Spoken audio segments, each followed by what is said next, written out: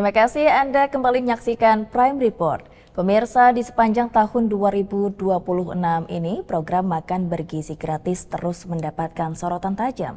Bukan tanpa alasan pemirsa, program prioritas ini justru diiringi oleh rentetan polemik. Mulai dari pusaran skandal mega korupsi hingga polemik sumber pendanaan yang menguras sepertiga alokasi wajib dari dana pendidikan nasional dalam APBN 2026. Meski Mahkamah Konstitusi telah mengetuk palu agar anggaran MBG dipisahkan dari dana pendidikan selambat-lambatnya pada tahun 2028, nyatanya putusan ini belum sepenuhnya meredam gejolak. Program Makan Bergizi Gratis atau MBG menjadi salah satu isu paling menyita perhatian sepanjang tahun 2026. Mulai dari pusaran skandal mega korupsi hingga polemik sumber pendanaan yang menguras sepertiga alokasi wajib dana pendidikan nasional dalam APBN 2026. Kondisi ini mendorong para guru honorer, organisasi guru, hingga masyarakat sipil ramai-ramai mengajukan gugatan ke Mahkamah Konstitusi. Mereka menilai program gizi seharusnya tidak menggerogoti anggaran pendidikan yang diamanatkan konstitusi minimal 20%. Kekhawatiran ini bukan tanpa dasar. Fakta di lapangan, banyak guru honorer mengeluhkan ketidakpastian karir, pemotongan tunjangan, hingga fasilitas sekolah yang terbengkalai akibat tergerusnya dana operasional oleh program MBG. Puncak perdebatan pun terjadi pada Kamis 30 Juli 2026. Mahkamah Konstitusi mengetuk palu dan mengabulkan sebagian permohonan melalui putusan nomor 40. MK menegaskan, program makan bergizi gratis bukanlah komponen utama penyelenggaraan pendidikan. Oleh karena itu, MK memerintahkan agar anggaran MBG dipisahkan dari dana pendidikan. Selambat-lambatnya pada APBN tahun anggaran 2028.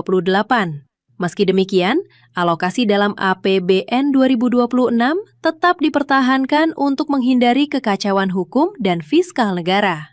Penegasan Mahkamah Aku sesuai dengan fakta hukum yang terungkap dalam persidangan bahwa apabila disimulasikan anggaran pendidikan yang dialokasikan untuk penyelenggaraan program MBG dikeluarkan dari pos anggaran pendidikan, maka persentase keseluruhan anggaran pendidikan sekurang-kurangnya 20% dari APBN menjadi tidak tercapai angka sekurang-kurangnya 20% dimaksud. Hal demikian terjadi dalam APBN tahun 2026 di mana anggaran pendidikan sekurang-kurangnya 20% baru tercapai setelah anggaran MBG dimasukkan menjadi komponen anggaran pendidikan. Artinya, sekiranya anggaran MBG dikeluarkan, maka anggaran pendidikan untuk operasional penyelenggaraan pendidikan menjadi tidak mencapai 20%. Dengan mempertimbangkan kebutuhan waktu yang diperlukan pembentuk undang-undang dalam memperhitungkan dan menyusun struktur dan kebutuhan APBN dalam penyelenggaraan negara, pemisahan anggaran pendidikan dan anggaran program MBG dimaksud paling lambat dilakukan dalam anggaran pendapatan belanja negara tahun anggaran 2028 atau paling lama 2 tahun sejak putusan Aku diucapkan, sebagaimana dimaktubkan dalam amar putusan Aku. Dalam hal ini apabila terhadap APBN 2027 yang sedang dalam proses penyusunan, anggaran program MBG masih tetap akan menjadi bagian dari anggaran operasional penyelenggaraan pendidikan. Hal tersebut hanya dapat dibenarkan sepanjang tidak mengurangi alokasi anggaran pendidikan sekurang-kurangnya 20% dari APBN dan APBD untuk memenuhi komponen utama pendidikan di luar anggaran program MBG. Berbeda sudut pandang,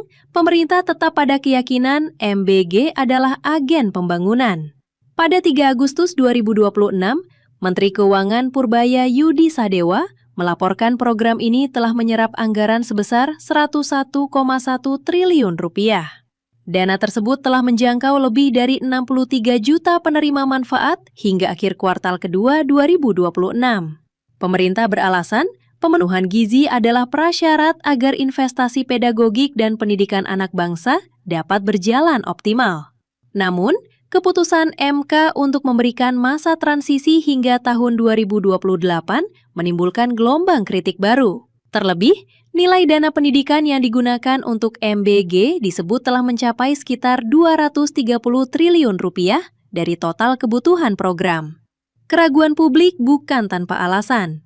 Sejumlah pihak menilai pemerintah memiliki rekam jejak tidak mematuhi putusan Mahkamah Konstitusi. Salah satu yang teranyar terjadi pada putusan Mahkamah Konstitusi mengenai rangkap jabatan wakil menteri. Mahkamah memberikan masa transisi 2 tahun agar para wakil menteri melepaskan jabatan komisaris di badan usaha milik negara. Namun hingga kini, puluhan wakil menteri masih tercatat merangkap sebagai komisaris BUMN.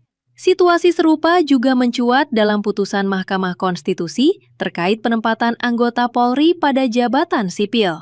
Mahkamah menegaskan, anggota Polri hanya dapat menduduki jabatan di luar kepolisian setelah mengundurkan diri atau memasuki masa pensiun. Namun, implementasi putusan tersebut masih menjadi sorotan. Kini, bola panas berada di tangan pemerintah dan DPR RI. Tantangan terbesarnya adalah bagaimana menyusun kembali arsitektur fiskal dan menjalankan amanat konstitusi tanpa harus mengorbankan program prioritas nasional. Publik menanti, apakah pemerintah akan segera mematuhi putusan tersebut pada 2027 atau justru mengulang preseden buruk ketidakpatuhan terhadap putusan MK di masa lalu. Titik krusialnya akan segera tersaji saat pembahasan nota keuangan APBN 2027 di parlemen mendatang. Tim Liputan, El John Media melaporkan.